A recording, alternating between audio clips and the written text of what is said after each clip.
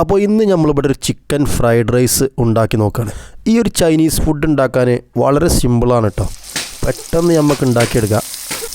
ഏകദേശം ഒരു 10-15 മിനിറ്റ് കൊണ്ട് നമുക്ക് ഈ ഫ്രൈഡ് റൈസ് തയ്യാറാക്കി എടുക്കുക എന്നുള്ളത് തന്നെയാണ് ഇതിൻ്റെ ഒരു പ്രത്യേകത.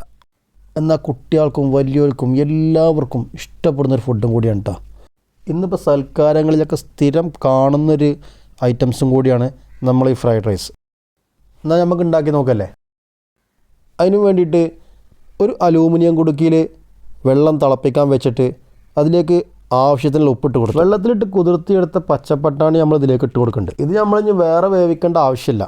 ഈ ഒരു വെള്ളത്തിൽ കിടന്നാണ്ട് തന്നെ വെന്ത് കിട്ടിക്കോളും. ഈ വെള്ളത്തിലേക്ക് നമ്മൾ 4 ഏലക്കായും കുറച്ച് കറാമ്പൂവും കറുകാപ്പട്ടയും പച്ചമുളകും ഇട്ട് കൊടുത്തിട്ടുണ്ട്. അരമണിക്കൂറിന് മുകളിൽ വെള്ളത്തിലിട്ട് കുതിർത്ത് എടുത്ത അരിയാണ്. അപ്പോൾ ഫ്രൈഡ് റൈസ് ഉണ്ടാക്കാനുള്ള ബസുമതി റൈസാണ് നമ്മൾ എടുത്തിട്ടുള്ളത്. അപ്പോൾ നമുക്ക് ഇനി ഈ അരി തിളച്ച വെള്ളത്തിലേക്ക് ഇട്ട് കൊടുക്കാം. അരി നമ്മൾ തിളപ്പിച്ച് ഊറ്റിയെടുക്കുന്നതുകൊണ്ട് തന്നെ വെള്ളത്തിൻ്റെ അളവൊന്നും നമ്മൾ നോക്കിയിട്ടില്ല. ഏകദേശം ഒരു 10 മിനിറ്റിൻ്റെ ഉള്ളിൽ തന്നെ നമ്മൾ ഈ അരി വെന്ത് കിട്ടും കേട്ടോ.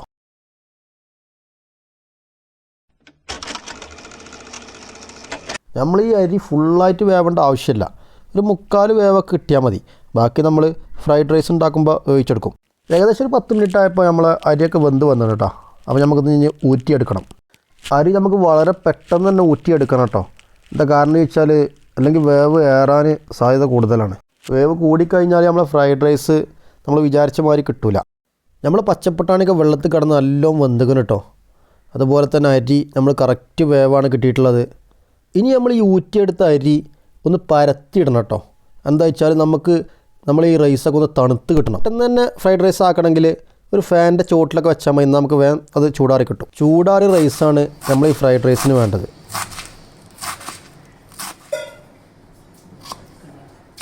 അപ്പോൾ ഇനി നമ്മൾ ഫ്രൈഡ് റൈസ് ഉണ്ടാക്കാനുള്ള പച്ചക്കറികളൊക്കെ കട്ട് ചെയ്ത് വെച്ചിട്ടുണ്ട്. വല്യുള്ളി, ക്യാരറ്റ്, ക്യാബേജ്, ഉരുളക്കിഴങ്ങ്, ബീൻസ്, ക്യാപ്സിക്ക, സ്പ്രിംഗ് ഓണിയൻ, ഇഞ്ചി, വെളുത്തുള്ളി. ഇനി നമ്മളൊരു ചട്ടി അടുപ്പത്ത് വെച്ചിട്ട് അതിലേക്ക് കുറച്ച് സൺഫ്ലവർ ഓയിൽ ഒഴിച്ച് കൊടുക്കുന്നുണ്ട്. ഇനി 2 മുട്ട പൊട്ടിച്ച് അതിലേക്ക് കുറച്ച് കുരുമുളക് ഇട്ട് നല്ല ഇളക്കി കൊടുത്തിട്ട് നമുക്കിതിലേക്ക് ഒഴിച്ച് കൊടുക്കാം.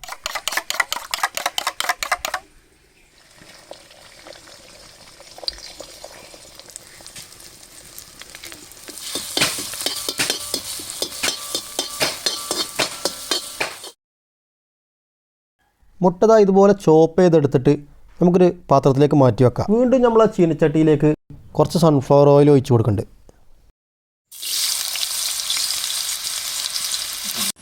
ഇനി നമ്മളിതിലേക്ക് നേരത്തെ റെഡിയാക്കി വെച്ച ഉരുളക്കിഴങ്ങ് ഇട്ട് കൊടുക്കുക.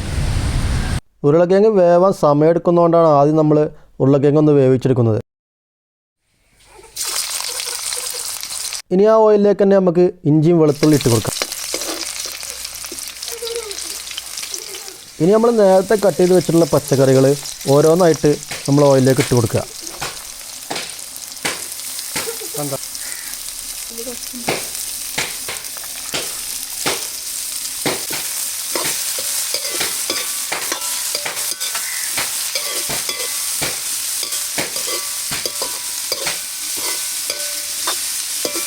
ഇതിലേക്ക് ആവശ്യമായിട്ടുള്ള ഉപ്പിട്ട് കൊടുത്തിട്ട് നല്ലോണം ഇളക്കി കൊടുക്കുക. ഉപ്പ് നമ്മൾ റൈസിൽ കുറച്ച് ഇട്ടിട്ടുണ്ട്, അതുകൊണ്ട് തന്നെ ഓവറാവണ്ട.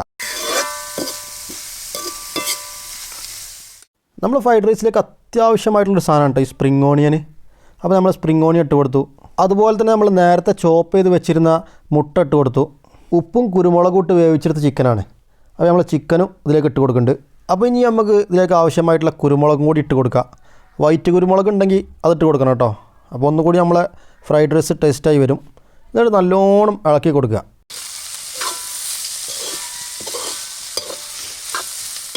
ഇനി ഇതിലേക്ക് ആവശ്യമായിട്ടുള്ള soya sauce, tomato sauce, chilli sauce ഇട്ട് കൊടുത്തിട്ട് നല്ലവണ്ണം ഒന്ന് മിക്സാക്കി എടുക്കുക. ഇത് 3 ഫ്രൈഡ് റൈസൊക്കെ നിർബന്ധമാണ് കേട്ടോ. അല്ലെങ്കിൽ നമ്മൾ ഫ്രൈഡ് റൈസിൻ്റെ യഥാർത്ഥ രുചി നമുക്ക് കിട്ടില്ല. സോയാ സോസ് മെയിനാണ്. സോയാ സോസൊന്നും ഓവറാവാൻ പാടില്ല കേട്ടോ. അപ്പോൾ നമ്മളെ ഫ്രൈഡ് റൈസിന് ഒരു കുത്തുന്ന ടേസ്റ്റ് വരും. അപ്പോൾ നമ്മൾ റൈസിക്കുള്ള മസാലയൊക്കെ ഇവിടെ റെഡി ആക്കണേ. അപ്പോൾ നമുക്കത് മിക്സ് ആക്കണം. അതിന് വേണ്ടിയിട്ട് നമ്മളൊരു ചെമ്പട്ടി വെച്ചിക്കണ്. അതിലേക്ക് കുറച്ച് സൺഫ്ലവർ ഓയിൽ ഒഴിച്ച് കൊടുത്താണ്. നമ്മൾ റൈസൊക്കെ നല്ലോണം തണുത്ത് അടിപൊളിയാക്കണ്. വറ്റൊക്കെ വേറിട്ട് നിൽക്കണേ. ആ ചെമ്പട്ടിക്ക് കുറച്ച് മസാല ഇട്ട് കൊടുക്കുക. അതിൻ്റെ മുകളിലായിട്ട് റൈസ് ഇടുക. വീണ്ടും മസാല ഇടുക, എന്നിട്ട് റൈസ് ഇടുക.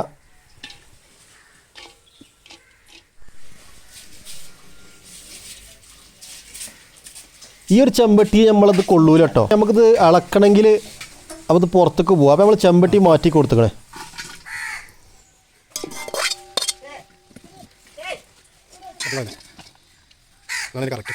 ഇനി നമ്മളെ മസാലകളൊക്കെ ചോറിലേക്ക് മിക്സ് ആകുന്ന രൂപത്തിൽ നല്ലോണം ഇളക്കി കൊടുക്കുക. അതുപോലെ അടി കൂടെ കോരിയിട്ടിങ്ങനെ മറിച്ച് ഇളക്കി കൊടുക്കുക. അപ്പോൾ നമ്മൾ ഫ്രൈഡ് റൈസ് ഇതാ ഇവിടെ റെഡി ആക്കണം കേട്ടോ. നല്ല അടിപൊളിയായിട്ട് കാഴ്ചക്കൊക്കെ നല്ല സൂപ്പർ ആയിരിക്കണം. ഇനി നമുക്ക് കഴിച്ച് നോക്കിയാൽ അതിൻ്റെ ഒരു ടേസ്റ്റ് അറിയുള്ളൂ. അപ്പോൾ നമുക്കിതിൻ്റെ മേലെ കൂടെ കുറച്ചും കൂടി സൺഫ്ലവർ ഓയിലും കൂടെ ഒഴിച്ച് കൊടുക്കാം.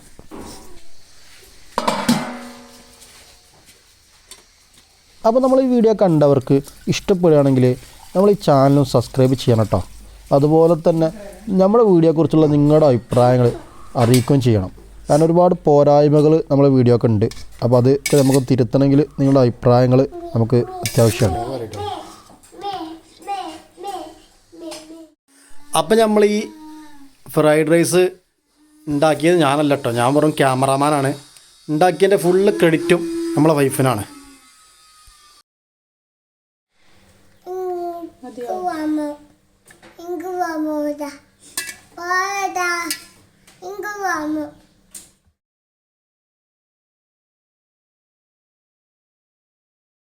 അപ്പോൾ നമ്മൾ ഫ്രൈഡ് റൈസ് നമുക്ക് കഴിച്ച് നോക്കി എങ്ങനെ ഉണ്ടെന്ന് അറിയാമല്ലോ.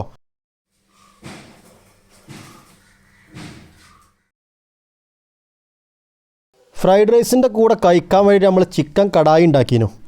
ഞാനത് കഴിച്ച് നോക്കിയിട്ടോ, സംഭവം പൊള്ളിയേക്കണം, ഒന്നും പറയല, അടിപൊളിയേക്കണേ. അപ്പോൾ നിങ്ങൾ നമ്മളെ വീഡിയോ കണ്ട് ഒന്ന് ഉണ്ടാക്കി നോക്കി എങ്ങനെ ഉണ്ടെന്ന്, എന്നിട്ട് നിങ്ങൾ അഭിപ്രായങ്ങളൊക്കെ അറിയിക്കിട്ടോ. എന്നാൽ ഓക്കെ.